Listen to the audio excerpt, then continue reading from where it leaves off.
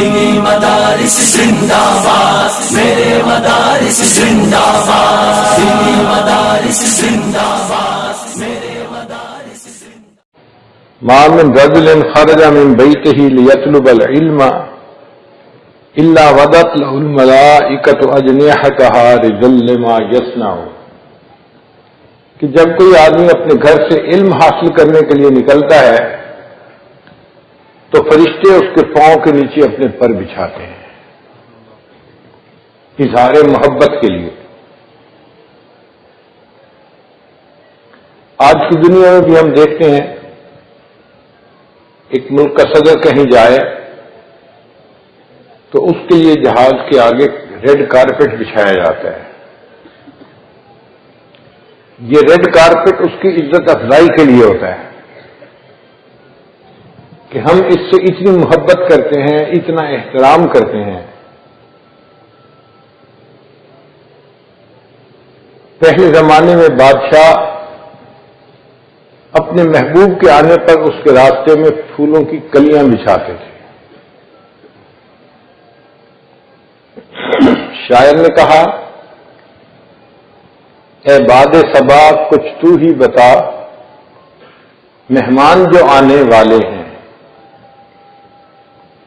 اے باد صبا کچھ تو ہی بتا، مہمان جو آنے والے ہیں، کلیاں نہ بچھانا راہوں میں، ہم پلکیں بچھانے والے ہیں۔ اگر دنیا دار لوگ اپنے محبوب کے راستے میں پلکیں بچھاتے ہیں تو طالب علم کے راستے میں اگر فرشتے اپنے پر بچھا دیں تو یہ کون سے تعجب کی بات ہے۔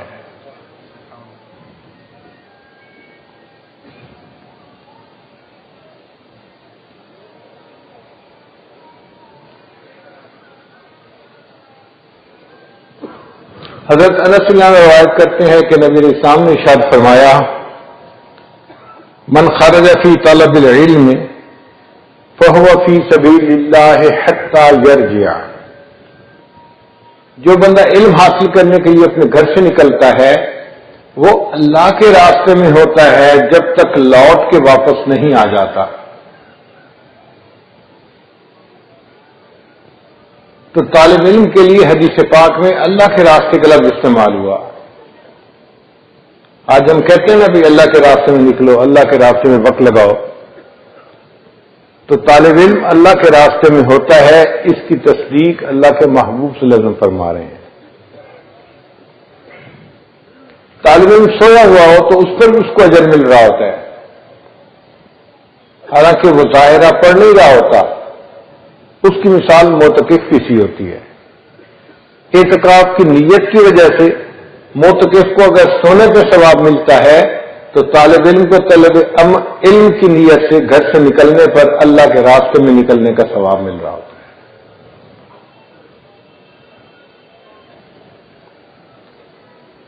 جب نبی علیہ السلام مدینہ طیبہ ہجرت کر کے تشریف لے گئے تو آپ نے مسجد نبوی میں ایک مدرسے کی بنیاد رکھی۔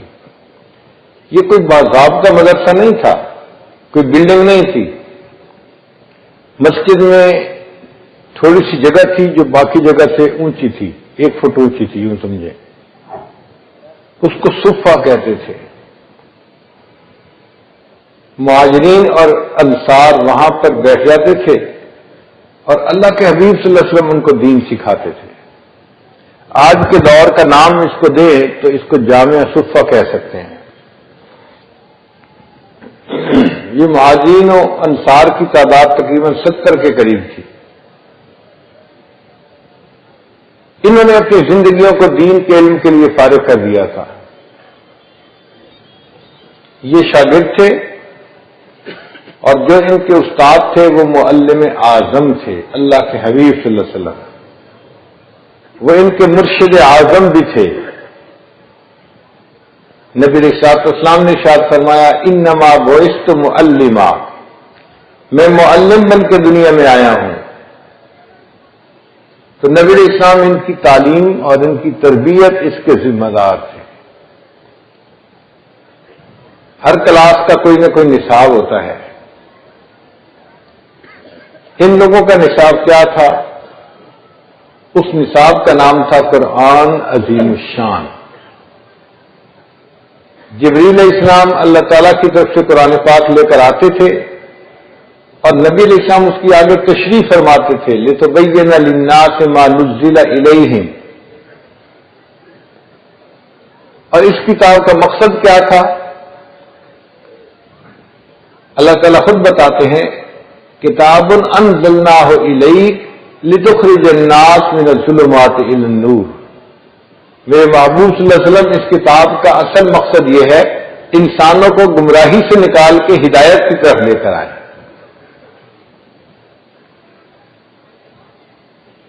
ہر مدرسے میں ٹائم ہوتا ہے، صبح 8 بجے سے لے کے 2 بجے تک، پھر چھٹی ہو جاتی ہے، پھر شام کو تکرار ہوتی ہے۔ یونیورسٹیوں کے بھی ٹائم ہوتے ہیں، کالجوں میں بھی ٹائم ہوتے ہیں۔ یہ ایک ایسا انوکھا مدرسہ تھا کہ اس کا ٹائم 24 گھنٹے تھا، دن اور رات کسی وقت میں بھی نبی علیہ الصلوۃ والسلام صحابہ کرام کو ملتے تو ان کو دین سکھاتے تھے۔ ایک رات اللہ کے حبیب صلی اللہ علیہ وسلم مسجد نبی میں تشریف لائے، دیکھا کہ ابوبکر صدیق لانو تہجد کی نماز پڑھ رہے ہیں اور تلاوت سیدھی کر رہے ہیں، آہستہ کر رہے ہیں۔ تھوڑے فاصلے پہ عمر لانو بھی تھے، وہ بھی نفل پڑھ رہے تھے مگر جہری تلاوت کر رہے تھے۔ جب دونوں نے تہجد کی نماز مکمل کی تو حاضر خدمت ہوئے۔ نبی علیہ الصلوۃ والسلام نے پوچھا ابوبکر آپ اتنا آہستہ کیوں پڑھ رہے تھے؟ عرض کیا اے اللہ کے محبوب صلی اللہ علیہ وسلم میں اس رات کو سنا رہا تھا جو سینوں کے بھید جانتی ہے، مجھے اونچا پڑھنے کی کیا ضرورت تھی؟ نبی علیہ السلام نے پوچھا عمر آپ اتنا اونچا کیوں پڑھ رہے تھے؟ اے اللہ کے حبیب صلی اللہ علیہ وسلم میں سوتوں کو جگا رہا تھا اور شیطان کو بھگا رہا تھا۔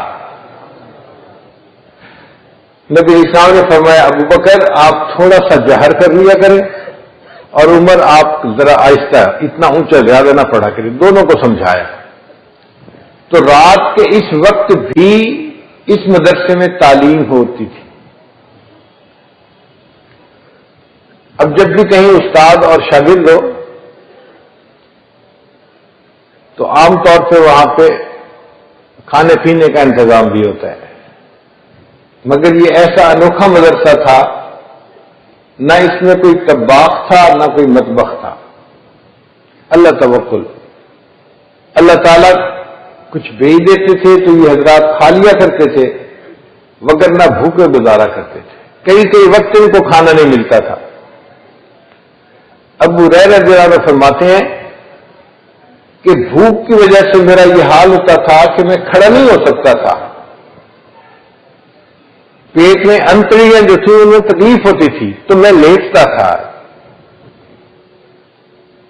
لوگ سمجھتے تھے اس کو مرگی کا دورہ پڑتا ہے، حالانکہ مجھے تو بھوک کی وجہ سے ایسا ہوتا تھا۔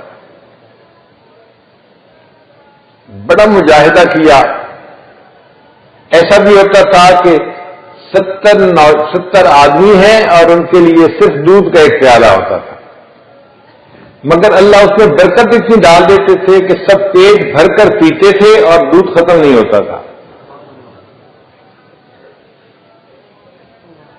یہ اللہ تعالیٰ کے ایسے چنے ہوئے لوگ تھے کہ اللہ تعالیٰ اپنے حبیب صلی اللہ علیہ وسلم کو حکم فرماتے تھے کہ ان کے پاس جا کے بیٹھا کریں، ان کو وقت دیا کریں۔ وَاصْبِرْ نَفْسَكَ مَعَ الَّذِينَ يَدْعُونَ رَبَّهُم بِالْغَدَاةِ وَالْعَشِيِّ يُرِيدُونَ وَجْهَهُ وَلَا تَعْدُ عَيْنَاكَ عَنْهُمْ، آپ اپنی نگاہیں ان کے چہروں سے ادھر ادھر مت ہٹائیں۔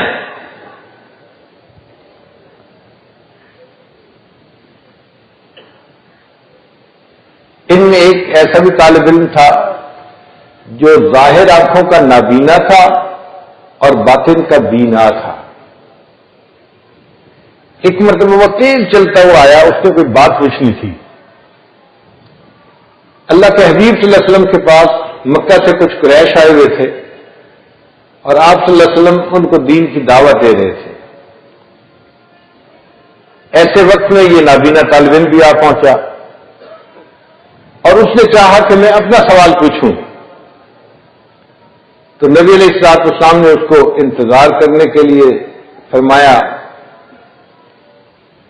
اب یہ طالب علم کا انتظار کرنا اللہ رب العزت کو اچھا نہ لگا.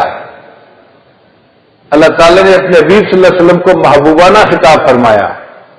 ابس وتولی ان جاءہ الاعمی وما یدریک لعلہ یزکا او یذکر فتنفعہ الذکری اما من استغنی فانت له تصدی وما علیک الا یزکا واما من جاءک یسعی وهو یخشی فانت عنہ تلہی. ان آیات کا ترجمہ کرتے ہوئے دل ڈرتا ہے. یا اللہ آپ کو یہ طالب علم اتنے محبوب ہیں کہ ایک طالب علم کا انتظار کرنا بھی آپ کو پسند نہیں آیا, اور آپ نے محبوب صلی اللہ علیہ وسلم کو آپ نے ایسا خطاب کر دیا. ایک اور طالب علم تھا, اس کا نام تھا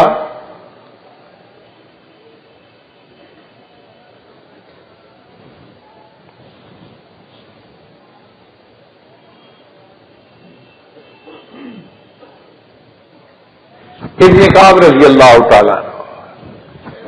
وہ قرآن پاک بہت اچھا پڑھتے تھے. نبی علیہ الصلوۃ والسلام کی بالکل سمجھنے فوٹو کاپی کرتے تھے.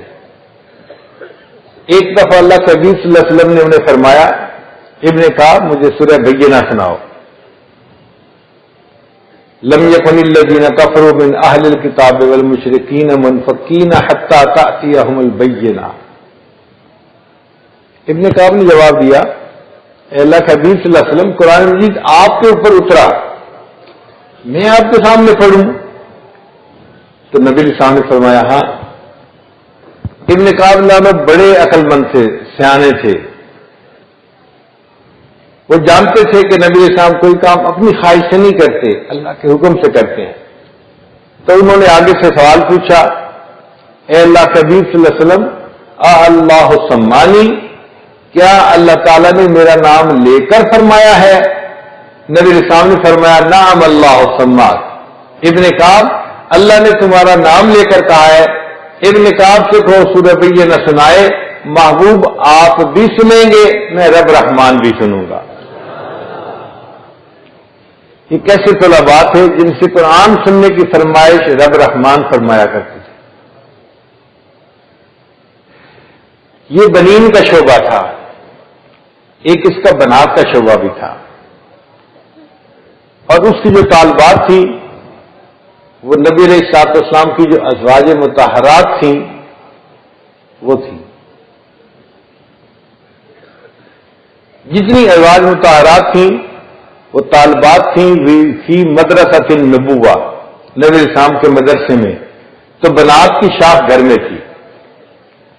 نبی علیہ السلام مسجد میں تشریف لاتے تو بنین کو دین سکھاتے تھے, گھر تشریف لے جاتے تھے تو ان طالبات کو دین سکھاتے تھے. اور ان طالبات نے بھی اتنا دین سیکھا کہ وہ علم میں مردوں سے بھی آگے بڑھ گئی ہیں. ابن قیم رحمۃ اللہ نے لکھا ہے کہ صحابہ کی تعداد تھی 1,24,000, مگر ان میں سے 149 ایسے صحابہ تھے جو عالم صحابہ تھے, وہ صاحب فتویٰ تھے. جب وہ فتویٰ دیتے تھے تو باقی ان کے قول کے اوپر عمل کرتے تھے. 1,24,000 میں سے 149 صاحب فتویٰ تھے, مفتی تھے. اور وہ فرماتے کہ 149 میں سے 14 ایسے تھے کہ وہ ان میں سے بھی بڑے عالم تھے. جب ان 14 میں سے کسی کا قول آ جاتا تھا تو باقی اپنے قول سے رجوع کر لیا کرتے تھے. تو یہ 14 صحابہ عالم تھے, زیادہ بڑے عالم تھے. اور وہ فرماتے ہیں کہ ان 14 صحابہ میں ایک سیدہ عائشہ صدیقہ رضی اللہ تعالی عنہا بھی تھی. ان میں وہ مرتبہ پایا کہ صحابہ آ کے ان سے مسئلے پوچھتے تھے.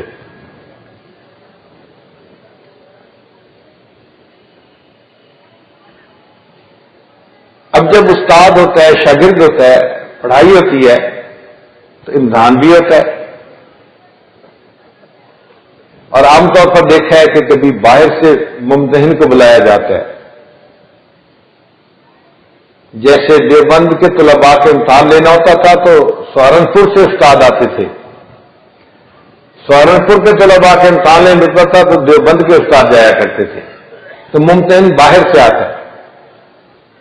یہ جو نبی علیہ الصلوۃ والسلام کا مدرسہ تھا جس کو ہم نے جامعہ صفہ کا نام دیا سمجھنے کی خاطر، اس کا ممتحن کون تھا؟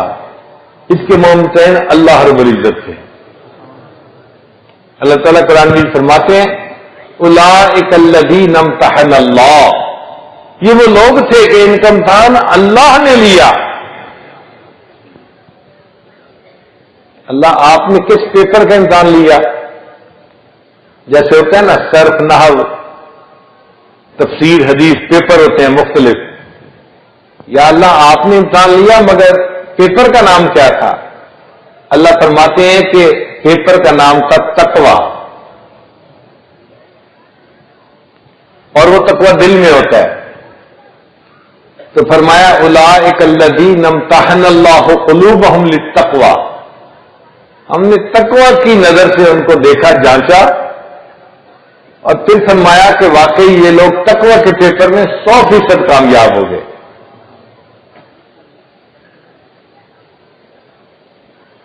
وَأَلْزَمَهُمْ كَلِمَةَ التَّقْوَى وَكَانُوا أَحَقَّ بِهَا وَأَهْلَهَا، اور ان طلباء کو یہی بات سنتی تھی. یہ میرے محبوب کے شاگرد تھے نا کہ یہ اپنے پیپر کے اندر بہت کامیاب ہوتے. اب جب طالب علم امتحان میں کامیاب ہوتا ہے تو اس کو انعام دیا جاتا ہے. اللہ تعالیٰ نے ان طلباء کو انعام دیا، اور ایسا انعام دیا کہ دنیا اس انعام کو یاد کرے گی. بھائی وہ کیا انعام تھا؟ اللہ تعالیٰ فرماتے ہیں کہ میں نے ان کے پیپر کو چیک کیا، یہ اتنے اچھے طالب علم تھے، رضی اللہ عنہم ورضوا عنہ، اللہ ان سے راضی ہو گیا، یہ اللہ سے راضی ہو گئے. آپ بتائیے اس سے بڑا انعام کوئی اور تصور نہیں کیا جا سکتا. ان طلباء کو اللہ نے ایسا انعام دیا، اور ان میں سے 10 تو ایسے تھے کہ دنیا میں اللہ نے ان سے راضی ہونے کے پیغام بھیج دیے. نبی علیہ السلام کو بتا دیا یہ جو تمہارے 10 شاگرد ہیں، میں دنیا میں اعلان کرتا ہوں کہ میں ان سے راضی ہو چکا ہوں. وہ اشرا مبشرہ کہلائے.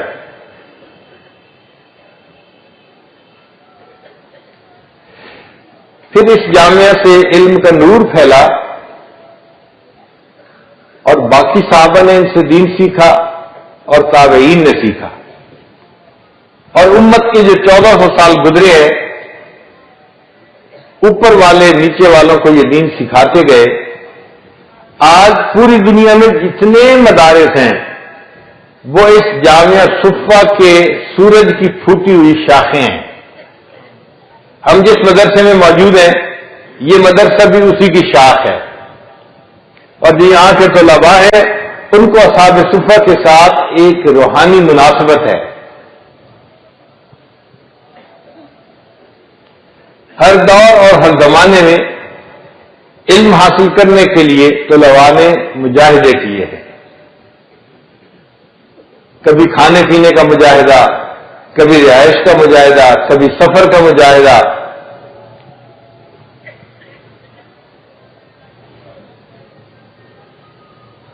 امام اعظم ابو حنیفہ رحمۃ اللہ کے ایک شاگرد تھے، ان کا نام تھا عبداللہ ابن مبارک رحمۃ اللہ علیہ. وہ فرمایا کرتے تھے کہ میں نے اپنی زندگی میں 4000 اساتذہ سے حدیث کا علم سیکھا. اپنے بارے میں ہم سوچیں نا تو ہمارے کل استاد مل کے 100 ہوں گے، یا اگر زیادہ ادھر گئے تو 200 ہوں گے. 100-200 سے زیادہ نہیں بڑھیں گے. انہوں نے 4000 اساتذہ سے علم حاصل کیا. اور پھر اللہ تعالیٰ نے قبولیت بھی ایسی دی کہ جب حدیث پاک پڑھاتے تھے تو 40,000 طلباء ایک وقت میں ان کے سامنے بیٹھ کے حدیث پاک پڑھا کرتے تھے.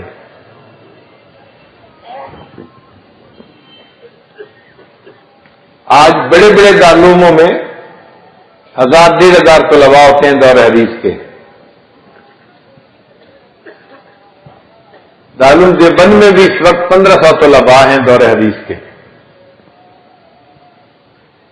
بنگلہ دیش میں ایک مدرسہ ہے ہٹھ ہزاری کا مدرسہ، وہاں پر 4000 طلباء ہیں دور حدیث کے.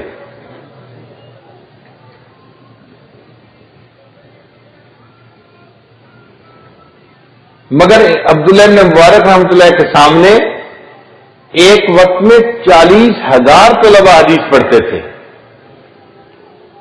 اس زمانے میں ساؤنڈ سسٹم نہیں تھا، استاد حدیث پڑھتا تھا اور لوگ سن کے آگے اس کو پہنچاتے تھے.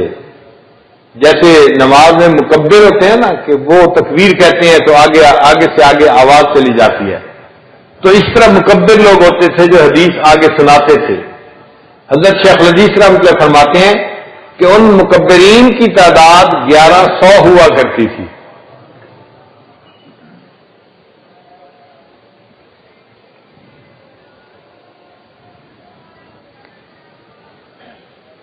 ان طلباء کے اندر اتنی طلب تھی کہ یہ استاد کے سامنے بیٹھ کے جو سنتے تھے اس کو اسی وقت یاد کر لیا کرتے تھے. ان کی فوٹوگرافک میموری ہوتی تھی. امام شافعی رحمۃ اللہ اپنے بارے میں لکھتے ہیں کہ میں ایک مرتبہ مدینہ طیبہ گیا امام مالک رحمۃ اللہ کو ملنے کے لیے. نماز کا وقت تھا، میں نے نماز پڑھی تو دیکھا کہ ایک اونچے قد کا آدمی ہے، تہبند باندھی ہوئی ہے، اور اس نے نماز کے بعد کہنا شروع کر دیا قال قال رسول اللہ صلی اللہ علیہ وسلم، اور لوگ اس کے سامنے بیٹھ گئے. میں پہچان گیا کہ یہی امام مالک ہوں گے. ان دنوں امام مالک رحمۃ اللہ علیہ طلباء کو حدیث لکھوا رہے تھے، یعنی امام صاحب حدیث کی تلاوت کرتے تھے اور طلباء لکھتے تھے. اس کو کہتے تھے املا کرنا، تو طلباء املا کر رہے تھے. اب خود طلباء نے لکھنا شروع کر دیا. امام شافعی رحمۃ اللہ فرماتے ہیں کہ میرے پاس نہ کاغذ تھا نہ قلم. دل میرا بھی چاہتا تھا کہ میں بھی حدیث کی املا کروں، دوسرے طلباء کے ساتھ مجھے بھی مشابہت حاصل ہو جائے، مگر میں مسافر تھا، غریب تھا، میرے پاس یہ اسباب نہیں تھے. میں سنتا رہا. اچانک مجھے اپنے سامنے صف کے اوپر ایک تنکا پڑا ہوا نظر آیا. میں نے اس تنکے کو اٹھا لیا اور اپنے دل میں نیت کی کہ یہ میرا قلم ہے، اور اپنی ہتھیلی کے اوپر حدیث کی املا کرنی شروع کر دی. کبھی کبھی میں اس تنکے کو اپنے ہونٹ سے لگاتا اور نیت کرتا کہ میں قلم کو دوات میں ڈال رہا ہوں اور ہتھیلی کے اوپر لکھتا. امام مالک رحمۃ اللہ نے مجھے دیکھا کہ یہ کچھ ہتھیلی پہ بیٹھا لکھ رہا ہے. جب اگلی نماز کا وقت آیا تو امام مالک رحمۃ اللہ نے فرمایا کہ اب طلباء وضو کر لیں، نماز کی تیاری کر لیں. تو لوگ وضو کے لیے چلے گئے. میرا وضو تھا، میں وہیں بیٹھا رہا. تو امام صاحب نے مجھے اشارے سے اپنے پاس بلا لیا. مجھے فرمایا کہ اے نوجوان، تو کوئی نوارد نظر آتا ہے، تو ہتھیلی پہ کیا لکھ رہا تھا؟ میں نے کہا جی کہ میں جو آپ لکھوا رہے تھے وہی لکھ رہا تھا. امام صاحب نے کہا مجھے دکھاؤ. جب ہتھیلی دیکھی تو کچھ نہیں تھا. امام صاحب نے کہا یہ تو حدیث کے ادب کے خلاف ہے، تم یہ کیا کر رہے تھے؟ فرماتے ہیں میں نے جواب دیا کہ حضرت میں غریب طالب علم ہوں، میرے پاس کاغذ نہیں تھا کہ جس کے اوپر میں لکھتا، مگر میں ان طلباء کے ساتھ تشبہ حاصل کرنا چاہتا تھا، مشابہت پانا چاہتا تھا. من تشبہ بقوم فہو منہم. تو میں تنکے سے اپنی ہتھیلی پہ لکھ رہا تھا. تو بھی مجھے محسوس ہوا کہ امام مالک رحمۃ اللہ نے اس آئیڈیا کو پسند نہیں کیا. تو پھر میں نے کہا کہ حضرت میں دیکھنے کو اپنی ہتھیلی پہ لکھ رہا تھا، اصل میں جو آپ بتا رہے تھے اس کو میں اپنے دل پہ لکھ رہا تھا. تو امام صاحب نے کہا اچھا، پھر جتنی حدیثیں میں نے سنائی ہیں ان میں سے آدھی حدیثیں اگر مجھے سنا دیں تو میں سمجھوں گا تم واقعی بڑے طالب علم ہو۔ امام شافعی فرماتے ہیں امام مالک نے تو آدھی حدیثیں سنانے کے لیے کہا، میں نے شروع سے لے کے آخر تک جتنی حدیثیں لکھوائی تھی متن اور سند کے ساتھ ساری ان کو سنا دی۔ تو جیسے اسنج کو پانی میں ڈالے نا تو اسنج پورا کا پورا پانی کو چوس لیتا ہے، یہ اس طرح کے طلباء تھے جو استاد کی مجلس میں بیٹھتے تھے اور استاد کے علم کو اپنے اندر چوس لیا کرتے تھے۔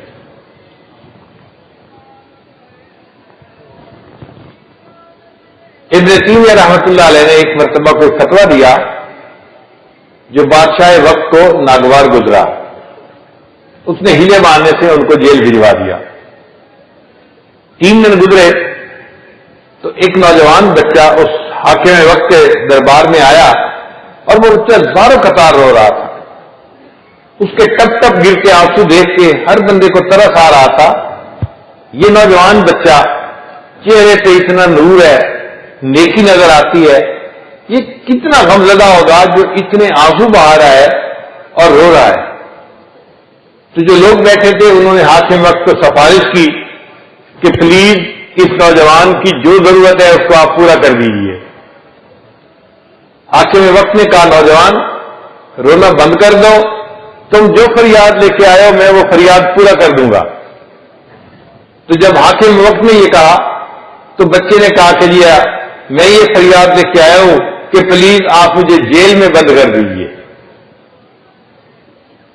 حاکم وقت حیران، یہ بھی کوئی فریاد لے کے آتا ہے کہ مجھے جیل میں بند کیجیے؟ اس نے پہلے تم کیوں جیل میں جانا چاہتے ہو؟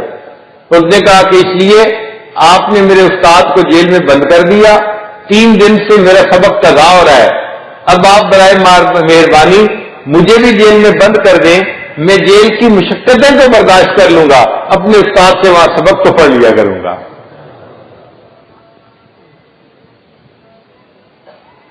ان طلباء کے دل میں کتنی علم کی طلب ہوگی جو اپنے استاد سے سبق کرنے کے لیے جیل میں جانا پسند کرتے تھے۔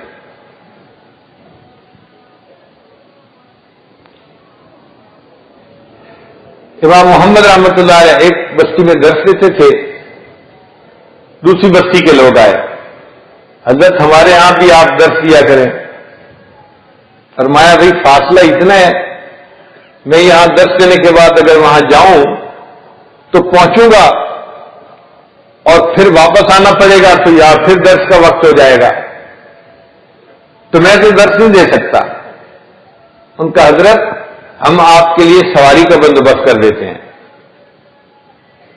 آپ سواری پہ سوار ہوں اور تیزی کے ساتھ چل کے دوسری بستی پہنچیں اور جو وقت بچے پونا گھنٹہ 1 گھنٹہ بس اس میں درس دیں اور واپس آ جائیں۔ امام محمد رحمۃ اللہ نے ان کی بات کو بھی تسلیم کر لیا۔ اب 2 بستیوں میں درس شروع ہو گیا، یہاں درس دیتے، سواری پہ سوار ہو کے جاتے، وہاں درس دیتے، پھر واپس آ کے یہاں درس دیتے۔ ایک طالب علم آیا، حضرت میں نے آپ سے ایک کتاب پڑھنی ہے۔ امام محمد رحمۃ اللہ نے فرمایا کہ میرے پاس تو فرصت ہی نہیں ہے، میں تو عدیم الفرصت ہوں، آپ جانتے ہیں میں یہاں درس دیتا ہوں، پھر سواری پہ بیٹھ کے وہاں جاتا ہوں درس دیتا ہوں اور پھر واپس آ کے درس دیتا ہوں، تو میرے پاس تو ٹائم نہیں ہے۔ شاگرد نے کہا حضرت آپ پڑھانے کی نیت کر لیں، ٹائم نکل آئے گا۔ تو امام محمد حیران ہوئے، فرمانے لگے بھائی ٹائم کیسے نکل آئے گا؟ شاگرد نے کہا حضرت جب آپ یہاں درس دے کر سواری پہ سوار ہو کے جائیں گے، آپ سواری پہ سوار ہو کے سواری کو بھگانا مگر ساتھ پڑھاتے رہنا، میں سواری کے ساتھ بھاگتا بھی رہوں گا، اپنا سبق بھی پڑھتا رہوں گا۔ تاریخ انسانیت میں علم کی طلب کے ایسے قصے کوئی قوم نہیں دکھا سکتی۔ اگر یہ واقعات ہیں تو امت مسلمہ کے پاس کہ طلباء نے اتنی طلب کے ساتھ دین کے علم کو سیکھا۔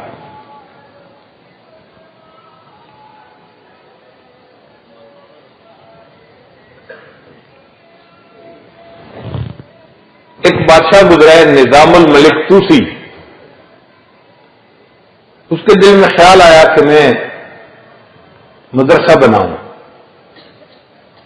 چنانچہ سے مدرسہ بنایا، طلباء پڑھنے کے لیے آئے. وہ بہت سارا پیسہ اپنی جیب سے اس مدرسے کے اوپر خرچ کرتا تھا.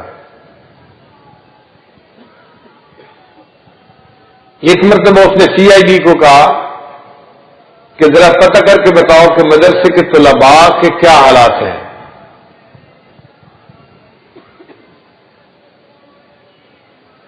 انہوں نے کہا جی کہ طلباء کے اندر کوئی اتنا علم کا شوق نظر نہیں آتا، سہولیات پوری ہیں اور طلباء کے اندر سستی ہے، علم کی طلب نہیں کوئی ان کے اندر پائی جاتی. تو نظام الملک نے فیصلہ کیا کہ اچھا میں کسی وقت اس کی خود تصدیق کروں گا. ایک رات اس نے بھیس بدلا، عام کپڑے پہنے بادشاہ کی بجائے، اور عام کپڑے پہن کے وہ مدرسے میں آ گیا. طلباء تکرار کر رہے تھے. ایک حلقے کے قریب پہنچا، السلام علیکم. وعلیکم السلام. بھئی آپ یہاں کیسے آئے؟ ایک طالب علم نے کہا کہ جی میرے والد شہر کے بڑے مفتی ہیں، میں آیا ہوں کہ میں بھی عالم بنوں اور اپنے والد کے بعد ان کا جانشین بنوں، میں بھی مفتی اعظم بننا چاہتا ہوں. دوسرے سے پوچھا بھئی آپ کیسے آئے؟ اور جی میرے والد خطیب شہر ہیں، جامع مسجد کے خطیب ہیں، تو میں بھی چاہتا ہوں کہ میں علم پڑھوں اور خطیب شہر بنوں. تیسرے سے پوچھا، اس نے کہا جی میرا والد بڑا عالم ہے اور بادشاہ کا مصاحب ہے، وہ بڑی اس کی قدر کرتا ہے میرے والد کی، تو میں بھی علم پڑھوں گا تو بادشاہ کا مصاحب بن جاؤں گا. یعنی جس طالب علم نے بھی جواب دیا اب کس میں دنیا تھا. تو نظام الملک کو بڑی حیرانی ہوئی، اچھا ان سب طلباء کی نیت اگر دنیا کا اصول ہے تو پھر ان کے پڑھنے کا کیا فائدہ اور میرا اتنا خرچہ کرنے کا کیا فائدہ. اس نے دل میں سوچ لیا میں یہ مدرسہ بند کر دیتا ہوں اور یہ پیسہ کسی اور کار خیر میں استعمال کر لوں گا. اب اس نیت کے ساتھ وہ جانے لگا. اس نے دیکھا کہ دروازے کے قریب ایک چھوٹا سا طالب علم ہے، وہ چراغ جلائے اکیلا بیٹھا پڑ رہا ہے. تو نظام الملک کے دل میں خیال آیا کہ میں ذرا اس سے بھی گفتگو کرتا ہوں. گیا، اس کو کہا السلام علیکم. اس چھوٹے سے طالب علم نے کہا وعلیکم السلام اور اپنا کتاب پڑھتا رہا. اس نے لیفٹ ہی نہیں کروائی، کوئی بات ہی نہیں کی. اس کو بڑی حیرت ہوئی کہ میں اس کے پاس آیا ہوں اور یہ بچہ مجھ سے بات ہی نہیں کر رہا. اس نے کہا بھائی بچے کیا بات ہے، تم مجھ سے کوئی بات ہی نہیں کرتے. اس نے آگے سے کھڑا سا جواب دیا جناب میں یہاں آپ سے باتیں کرنے نہیں آیا ہوا. تو نظام الملک نے پوچھا کیوں آئے ہو یہاں؟ بچے نے جواب دیا میں اپنے اللہ کو راضی کرنا چاہتا ہوں، میں اپنے اللہ کو راضی کرنا چاہتا ہوں. اس کو کیسے راضی کروں یہ علم مجھے ان کتابوں سے ملے گا، اس لیے میں بیٹھا ہوا کتاب پڑھ رہا ہوں. بچے کا جواب سن کے نظام الملک نے فیصلہ کیا کہ جب تک مدرسے میں ایک طالب علم بھی ایسا ہے میں اس مدرسے کو بند نہیں کروں گا. مدرسہ چلتا رہا. یہ بچہ تھا جو بڑا ہوا اور اپنے وقت کا امام غزالی رحمت اللہ علیہ بنا.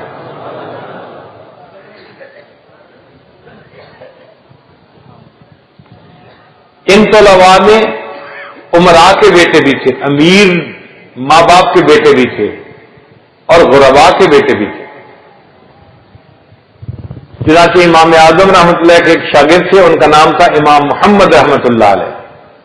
یہ نواب زادے تھے، ایک بڑے امیر باپ کے بیٹے تھے اور حد سے زیادہ خوبصورت بھی تھے. جب ان کے والد ان کو داخل کروانے کے لیے لائے تو امام صاحب نے شرط لگائی کہ اس بچے کو اگر پڑھنے کے لیے بھیجنا ہے تو اس کو معمولی کپڑے پہنا کے بھیجنا، اس لیے کہ شکل اتنی اچھی ہے، اگر لباس بھی اچھا ہوا تو پھر نوجوانوں کے لیے فتنہ زیادہ ہو جائے گا، تو معمولی لباس بھیجیں. تو باپ نے وعدہ کیا. جب امام صاحب نے اس کو چند دن پڑھایا تو تو پتہ چلا کہ یہ بچہ حافظ نہیں ہے۔ امام اعظم رحمۃ اللہ نے پوچھا محمد تم حافظ نہیں ہو؟ نہیں حضرت میں حافظ تو نہیں ہوں۔ امام صاحب نے فرمایا تمہیں پتہ نہیں ہے میرا شاگرد بننے کے لیے حافظ ہونا ضروری ہے، کیونکہ فقیہ کی نظر پورے قرآن مجید پہ ہوتی ہے، ایک ایک لفظ پہ ایک ایک آیت پہ ہوتی ہے، اس نے سب سے پہلے مسئلے کا حل قرآن میں ڈھونڈنا ہوتا ہے، تو حافظ نہ ہوگا تو کیسے وہ کام کر سکے گا؟ تو امام صاحب نے فرمایا آپ جاؤ پہلے حافظ بنو پھر میرے پاس آنا۔ وہ بچہ اٹھا اور چلا گیا۔ ایک ہفتہ گزرا تھا کہ وہ بچہ پھر حضرت کو ملنے کے لیے آیا۔ امام صاحب سمجھے ایک ہفتے بعد اپنے استاد کو سلام کرنے کے لیے ملنے کے لیے آیا ہے، تو امام صاحب نے پوچھا محمد کیسے آنا ہوا؟ حضرت آپ نے فرمایا تھا قرآن مجید یاد کر کے آؤ، میں ایک ہفتے میں پورے قرآن مجید کو یاد کر کے واپس آ گیا ہوں۔ یہ ایسے طلبات ہے، ایک ہفتے میں قرآن یاد کر لیا، بہت ذہین تھے۔